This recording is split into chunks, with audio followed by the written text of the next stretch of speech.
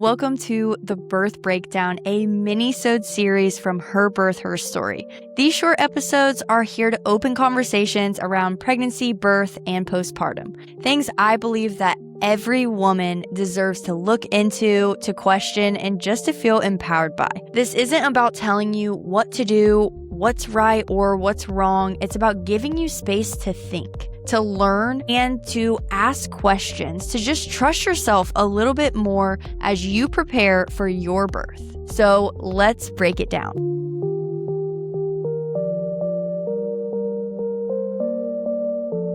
On this episode of The Birth Breakdown, we're going to be diving into that mental and emotional side of the first trimester, especially.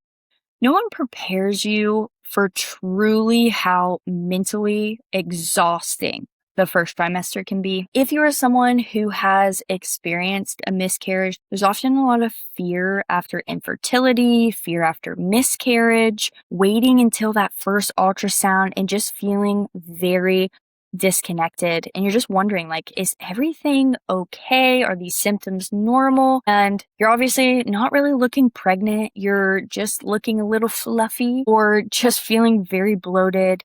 And a lot of times we feel very, very guilty for not loving being pregnant. And that all can be a lot. And it can make us feel like we're not being a good wife, we're not being a good mom to our other kids. It also could mean too that we're just walking in a lot of fear and every little thing is just freaking us out and giving us more anxiety and more depression, and it can be so heavy. And especially moms that have older kids, we get a lot of mom guilt because of all of these symptoms that we're feeling. We feel like we're not being able to connect and do regular things with our kids, and they feel very distant, and just exhaustion while parenting anyways is so hard, and just feeling like you need more help, feeling touched out, especially like when your husband gets home, of just really wanting him and needing him, but also just needing to just sit in a corner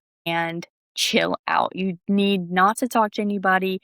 You just feel tapped out. And at this point in time, it's so hard to rest. Just know all of these things are normal, but they do not have to overtake you mentally and emotionally, and some things that you definitely should make sure that you are looking into and seeing what can best get you out of this while you're working through the first trimester, because a lot of times the second trimester is when things get a lot better, especially mentally, especially physically, but also when things physically get better, then they also mentally and emotionally do as well. But some things that you can do is accept help. Ask for help. If you have somebody that you're like, hey, I really need a nap.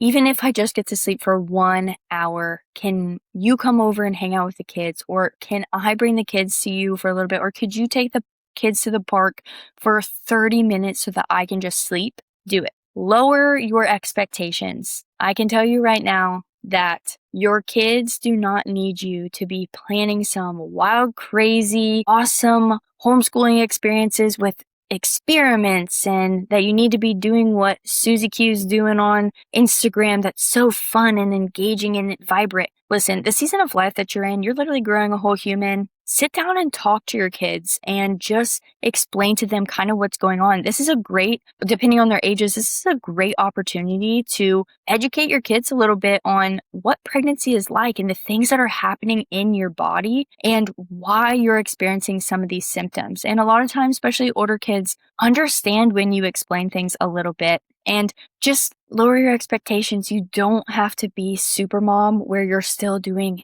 every single thing. And during this season, this first trimester, you might have to chat with your husband a little bit and be like, babe, listen, I am so mentally and emotionally exhausted. I need a little bit more help. So for the next 2 days, can you take on doing the dishes so that I can just sit for a second? And a lot of times husbands understand that it can be a lot. So they normally understand and can help out. Also, prioritize rest. Have that conversation with your kids, your husband as well, so that you can prioritize resting.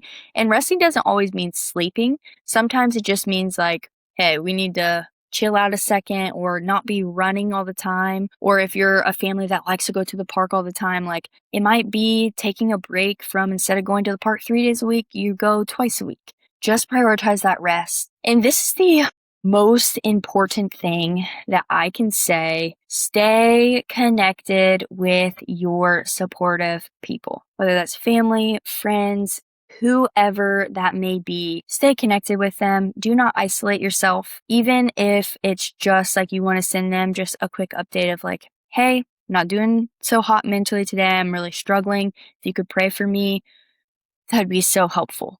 Or, maybe it's family to where you're like, hey, I'm having a really tough emotional day and I just need some time by myself to really get mentally and emotionally right. Can you watch my kids for just a little bit? Do that. And even if you don't have kids and this is your first time being a mom as well, and you're struggling mentally and emotionally, find moms who have already walked through it and share your real, raw, honest experience and feelings with them and see what advice they can give you back. And a lot of times, unfortunately, too, it just comes down to prayer, seeking those people that can help you, and talk to your husband. Talk to your husband as well and see like, hey, I think I need more of a mental, emotional pick-me-up. Can you just, when you see something that you really like, or if I make a meal that you really like, can you just tell me so that then it can make me feel more encouraged and more positive? I would really appreciate that. Just remember that you are doing very hard things during this trimester, especially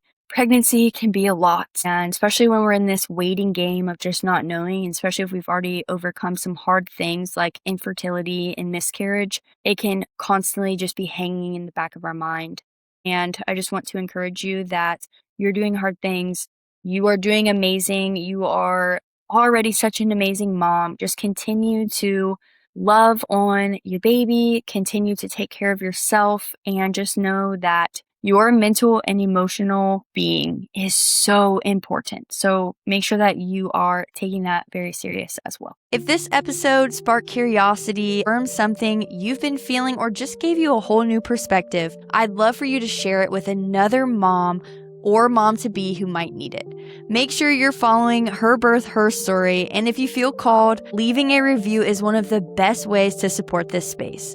And it just helps these conversations to reach more women. Until next time, remember this is your body, your baby, and your birth. We are reclaiming birth one story at a time. I also want to add this disclaimer that this is not to be taken as medical advice. Please make sure that if you are seeking medical advice, then reach out to your own provider so that you can figure out what is best for you.